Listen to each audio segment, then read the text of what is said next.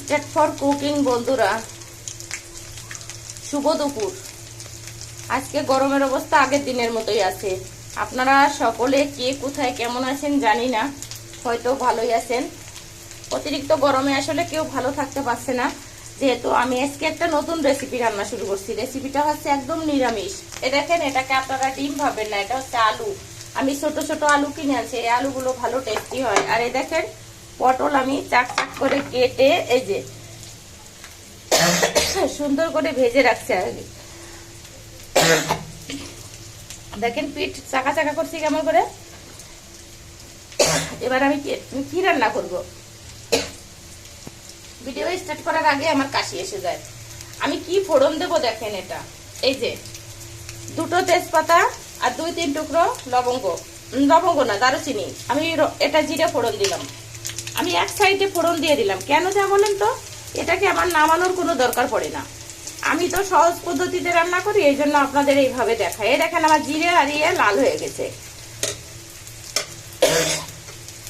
যেহেতু লাল হয়ে গেছে, এখানে এবার আমি কাঁচা লঙ্কা অ্যাড করতে পারি। এই যে লঙ্কা দিয়ে দিলাম। আমি এখানে কিছুটা ইয়ে দেবো, কি যেন, শুকনো লঙ্কার গুঁড়ো দেবো। সেটা হচ্ছে রাঁধুনি স্কোয়ারের গুঁড়া। আমি এটা কি রান্না করতেছি, আলু পটলের দোলমা যেটাকে বলে।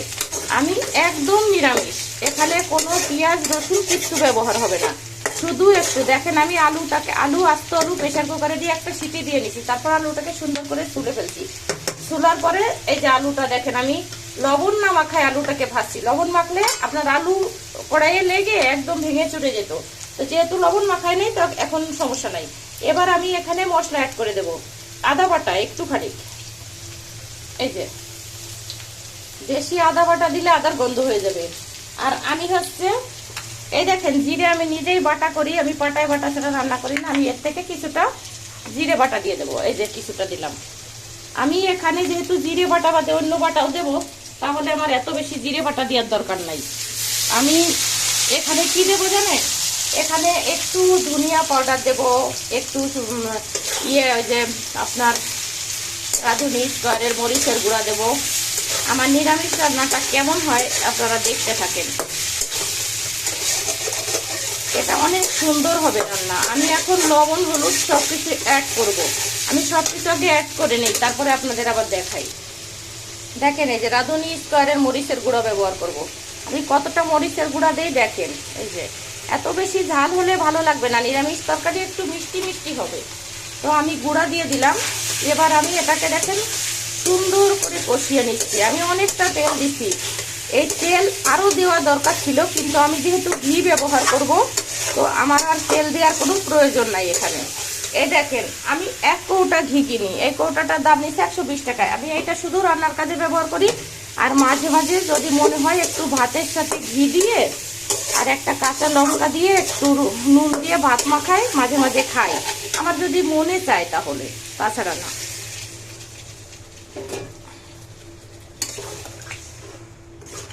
অনেকে মনে করবে আমি কোয়েলের ডিম রান্না করতেছি, আসলে এটা কোয়েলের ডিম নয়।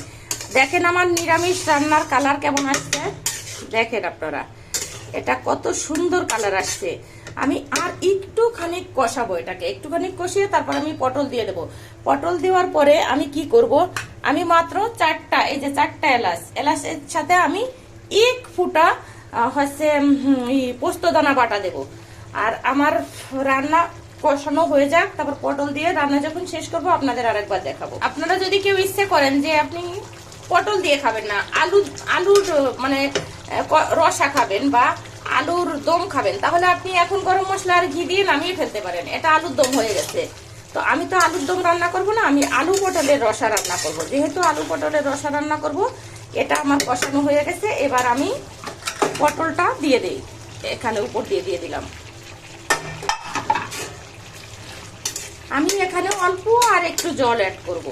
জল অ্যাড করবো কেন, একটু ঝোল ঝোল থাকবে, একটু ঝোল ঝোল থাকবে। আর এটা হচ্ছে ভাতের সাথে খাবো। পেঁয়াজ আগামীকালকে যে সকালবেলা রুটি বানাবো, অথবা হাজবেন্ড যদি পরোটা খেতে চায় তো তাকে পরোটা বানিয়ে দেব। এবার আপনারা দেখবেন যে এটা রান্না শেষে কেমন হয়। আমার এখনো এখানে ঘি দেওয়া বাকি আছে, প্লাস গরম মশলা দেওয়া বাকি আছে। তো ঘি আর গরম মশলা দিয়ে যখন আমি নামাবো, আপনারা আমার মতো করে রান্না করবেন। এখানে আমি কোনো পেঁয়াজ রসুনের ব্যবহার করি নাই, শুধু মশলা, আদা, জিরে আর হচ্ছে একটু ধনিয়া পাউডার আর শুকনো ঝালের গুঁড়া এটা ব্যবহার করছি। আমার এই তরকারিটা আজকে অসাধারণ হবে। আমার রান্না দেখেন শেষ। এই যে আমি গরম মশলা অ্যাড করে দিলাম। এই গরম মশলার সাথে আমি কি দেব, গরম মশলার সাথে আমি চামচটা এখানে আমি এক হাতে যেহেতু শুট করি, এই দেখেন 1 চামচ ঘি। এই যে আমার রান্না শেষ। এই ঘিটা আমি চতুর্দিকে ছড়াই দিয়ে দিলাম।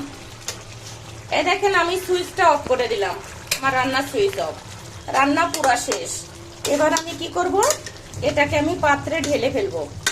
এটা এত সুন্দর খেতে হবে যেটা কল্পনার বাহির। দেখেন, এটা রুটি দিয়ে খাবেন, আপনি ভাত দিয়ে খাবেন, যে কোনো পোলাও মাংসের সাথে খেতে, পোলাওয়ের সাথে খেতে পারেন। পোলাওয়ের সাথে খেতে অনেক ভালো লাগবে, সাদা পোলাওয়ের সাথে, যেগুলো নর্মাল পোলাও রান্না হয় সেটার সাথে খেতে খুবই সুন্দর লাগবে। তো আমার ঝোলটা দেখেন কেমন হয়েছে।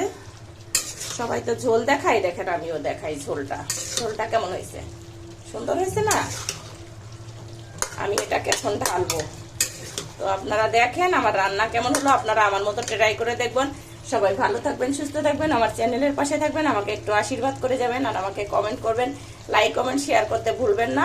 সবাইকে অনেক অনেক ধন্যবাদ।